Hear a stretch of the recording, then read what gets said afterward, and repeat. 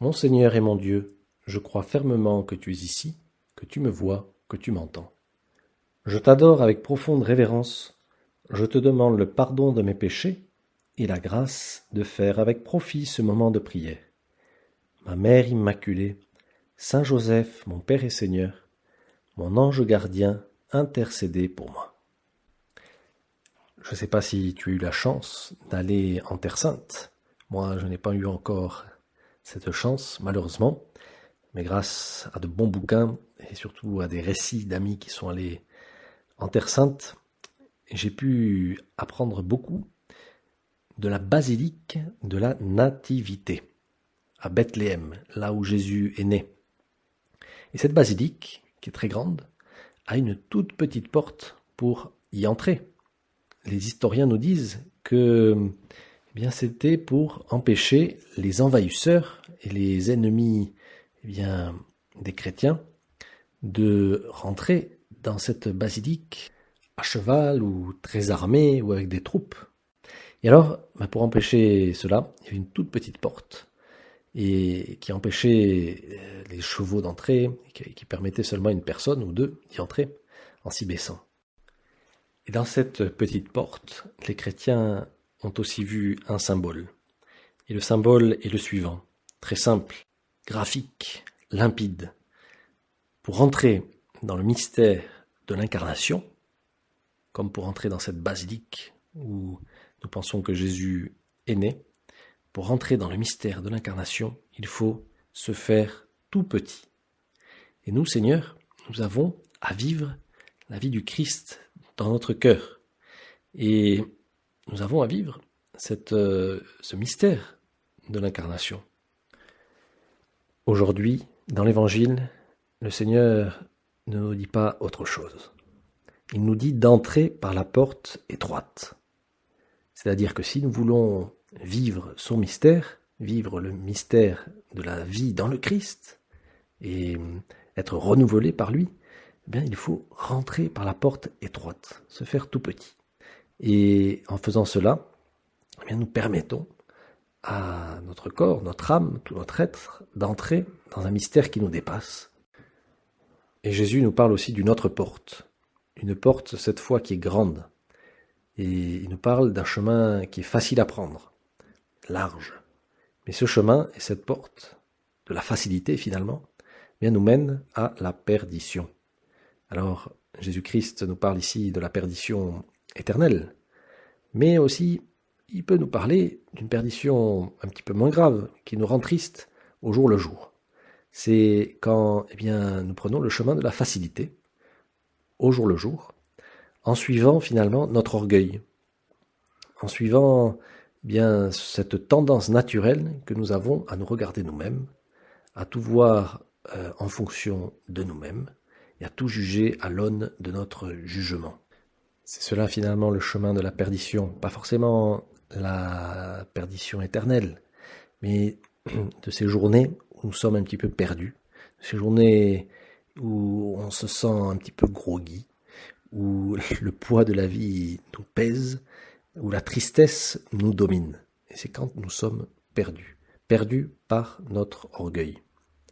Jésus nous propose le chemin qui va nous rendre heureux, le chemin de l'humilité, le chemin de la petite porte, de la porte étroite, de la porte par laquelle il faut passer en se baissant, en se faisant tout petit, mais qui nous permet d'entrer dans cette magnifique basilique de tous les mystères de la vie de notre Seigneur. Chaque fois que nous sommes un peu tristes durant nos journées, on peut se poser peut-être cette question. Est-ce que je suis sur le bon chemin ? Est-ce que je suis sur le chemin de la porte étroite, de la porte de l'humilité, ou est-ce que je me laisse conduire par mon orgueil ? On raconte toujours en Terre Sainte qu'un empereur d'Orient avait retrouvé la vraie croix du Christ à l'aide de Sainte Hélène, une croix, la croix de Jésus, qui avait été perdue dans les croisades. Et alors, il était tout content de rapporter cette croix, et il était même triomphant, un peu trop d'ailleurs. Il avait toute sa cour autour de lui, tous les attributs de son pouvoir, la mitre, le sceptre, etc. et des vêtements de fête pour un empereur. Et au fur et à mesure qu'il s'approchait du calvaire, la croix se faisait de plus en plus lourde, de plus en plus pesante, à tel point qu'à un moment donné, il ne pouvait plus avancer. Jusqu'à ce qu'on lui explique, jusqu'à ce que un évêque lui explique à l'empereur qu'il fallait qu'il se dépouille de tous ces signes de pouvoir, de puissance, de grandeur. Parce que pour approcher justement du mystère de la vie de Jésus, il faut prendre la porte de l'humilité, la porte étroite. Et alors c'est ce que fit l'empereur. Il a enlevé tous ses beaux vêtements, il s'est rabaissé un petit peu, il a enlevé sa couronne, et puis il a pu porter humblement la croix de Jésus.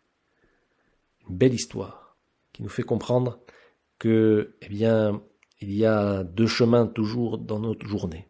Le chemin de l'orgueil, où nous faisons montre de notre puissance, nous sommes contents de montrer notre force, nos qualités, notre souveraineté sur notre vie, où nous brandissons notre liberté, non comme quelque chose qu'il faut mettre au service du Christ, mais pour s'auto-affirmer. Ce chemin de l'orgueil, finalement. Et nous avons le deuxième chemin, le chemin de l'humilité, la porte étroite. Un chemin qui nous invite à nous dépouiller de cet orgueil et à nous reconnaître dépendants de notre Créateur et qui est aussi notre Père.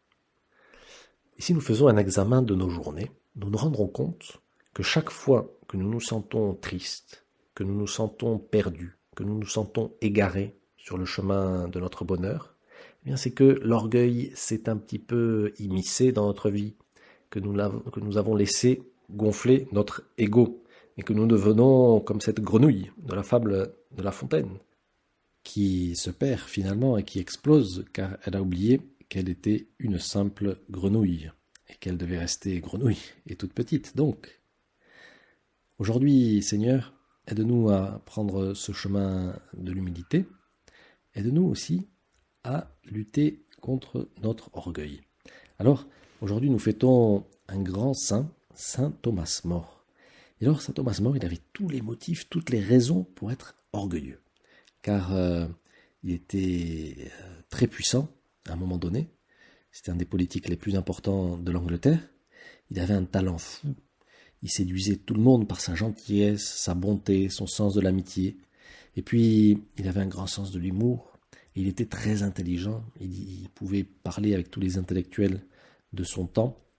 Il écrivait extrêmement bien. Et toutes ces qualités, tous ces talents qu'il avait, qui auraient pu le rendre orgueilleux, il a réussi à les mettre au service du Christ. Il a réussi à ne pas en faire un motif d'orgueil.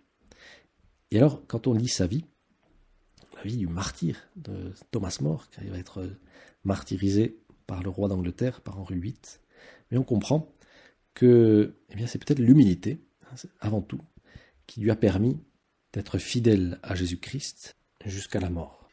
Et une des manifestations de son humilité était la suivante. Il ne se prenait pas au sérieux et il avait une sorte d'autodérision, qui est peut-être liée aussi au fait qu'il était anglais, qui lui a permis de garder toujours ce regard critique vis-à-vis de lui-même et cette grande confiance dans la miséricorde de Dieu. Il avait même inventé une sorte de béatitude en disant « Heureux celui qui sait rire de lui-même, il n'a pas fini de s'amuser ». Héraclius a donc compris finalement, dans un deuxième temps, qu'il devait prendre le chemin de l'humilité. Comme cet empereur d'Orient, Saint Thomas More, lui aussi, a pris le chemin de l'humilité, chemin qui lui a permis non seulement d'être un saint, mais d'être heureux, malgré les persécutions, malgré le martyre. Aide-nous, mon Dieu, à ne pas nous prendre au sérieux. Aide-nous, finalement, être capables de nous faire tout petits pour entrer dans cette porte qui nous ouvrira le chemin du bonheur, de la vie en Jésus-Christ. Je te remercie, mon Dieu, des bonnes résolutions, des actes d'amour et des inspirations que tu m'as communiquées dans cette méditation. Je te demande de m'aider à les mettre en pratique. Ma Mère Immaculée, Saint Joseph, mon Père et Seigneur, mon ange gardien, intercédez pour moi.